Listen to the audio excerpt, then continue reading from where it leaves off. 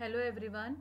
Today's topic is conversion of ER model to relational model. That means what हम लोग यहाँ पे क्या करने वाले हैं, हमारे पास ER डायग्राम दिया होगा, उसको हम लोग टैबुलर फॉर्मेट में कन्वर्ट करने वाले हैं.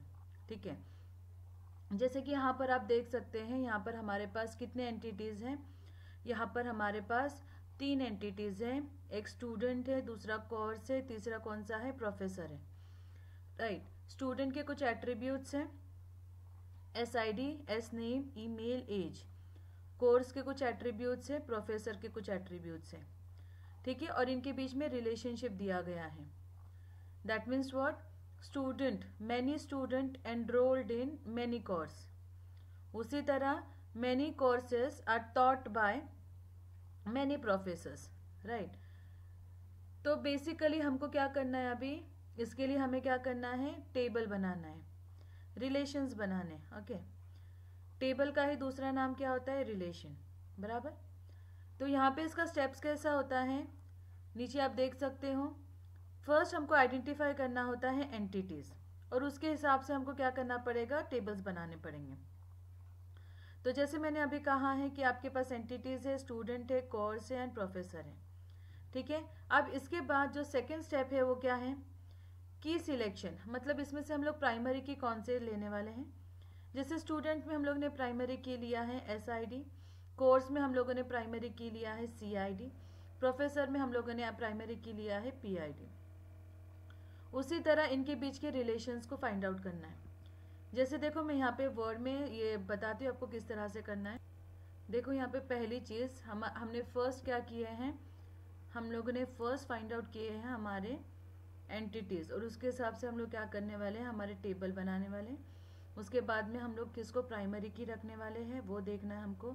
उसके बाद में हमको क्या करना है, we have to identify what, we have to identify relationship type.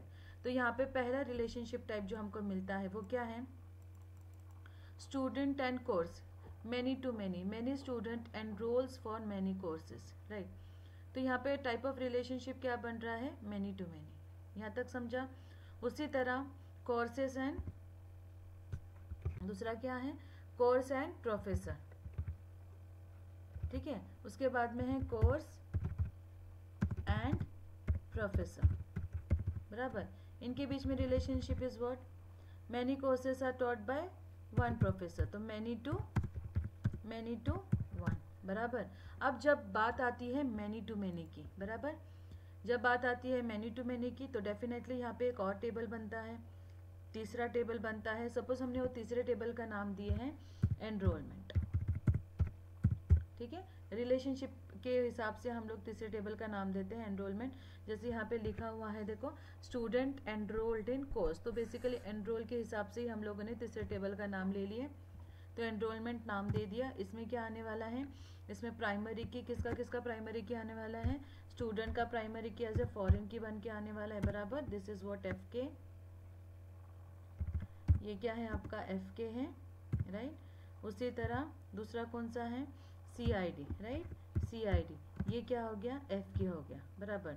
इसके अलावा अगर आपको कोई एक्स्ट्रा एट्रीब्यूट डालनी है थर्ड टेबल में, जैसे कि डेट, तो आप यहाँ पे डाल सकते हो. ये आपका हो गया तीसरा टेबल. बराबर.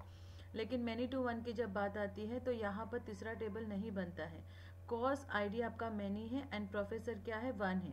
जो वन है, वन कौन है आपका, प्रोफेसर है. तो प्रोफेसर ID, PID जो है वो क्या हो गई यहाँ पे, प्राइमरी की है. किसके अंदर, प्रोफेसर के इसमें है ना, प्राइमरी की है. उसी तरह जब वो मैनी के टेबल में आता है, ठीक है, तो मैनी के टेबल में जब आपका PID आएगा वो क्या हो जाएगा, यहाँ पे फॉरेन की हो जाएगा. ये वो क्या हो जाएगा, फॉरेन की हो जाएगा. राइट. इस तरह से. तो यहाँ पर ये हो गया, आपने आइडेंटिफाई कर लिया रिलेशनशिप. अब ये सारी चीज़ें आपको क्या करना है, ये एक टैबुलर फॉर्मेट में डाल सकते हैं आप लोग, या तो फिर क्रिएट टेबल के हिसाब से आप लिख कर उसको बना सकते हैं. टैबुलर फॉर्मेट में मतलब जितने भी एट्रीब्यूट्स है वो क्या हो जाएंगे, यहाँ पे कॉलम हो जाएंगे. बराबर. तो यहाँ पे आप देख सकते हो मैंने यहाँ पे लिया है टेबल 3 4. ठीक है. तो यहाँ पर आप देख सकते हो, यहाँ पर मैं पहला टेबल जो बनाने वाली हूँ वो है आपका कौन सा टेबल, वो है आपका स्टूडेंट का टेबल. बराबर. तो यहाँ पर देख सकते हैं आप, स्टूडेंट में 4 एट्रीब्यूट्स हैं.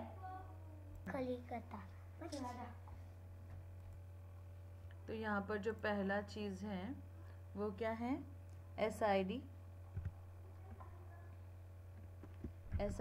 बराबर, और यहाँ पर जो है वो क्या है, SNAME है सपोज, और यहाँ पर जो है वो क्या है, ईमेल है सपोज, ठीक है, और यहाँ पर जो है वो क्या है, वो एज है बराबर।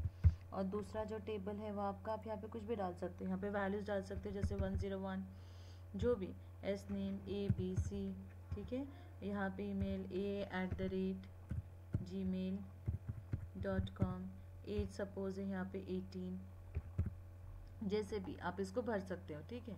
उसके बाद में इसको आप दूसरा जो टेबल है आपका वो करना है बराबर।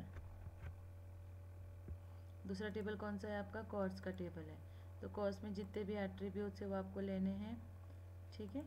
जैसे कि कोर्स का टेबल हो गया,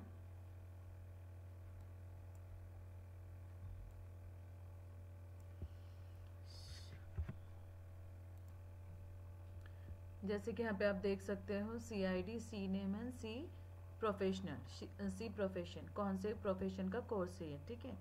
तो इस तरह से आपका क्या हो गया, ये सेकंड टेबल बन गया, ये स्टूडेंट का टेबल बन गया, ये कोर्स का टेबल बन गया बराबर। अब तीसरा टेबल जो बनेगा इसके लिए वो क्या हो गया, SID और CID प्लस डेट, 3 कॉलम्स आ जाएंगे, और वो टेबल का नाम क्या रहेगा वहाँ पे, एनरोलमेंट। तो इस तरह से आप क्या करने वाले हो, टेबल्स बनाने वाले, जिसमें 1 2 3 4 टेबल आपके, 4 टेबल आपके दिखाई देंगे, ठीक है। जो एक टेबल है आपका स्टूडेंट का, दूसरा टेबल है कोर्स का, तीसरा टेबल है एनरोलमेंट का, एंड चौथा टेबल कौन सा हो गया आपका, प्रोफेसर का।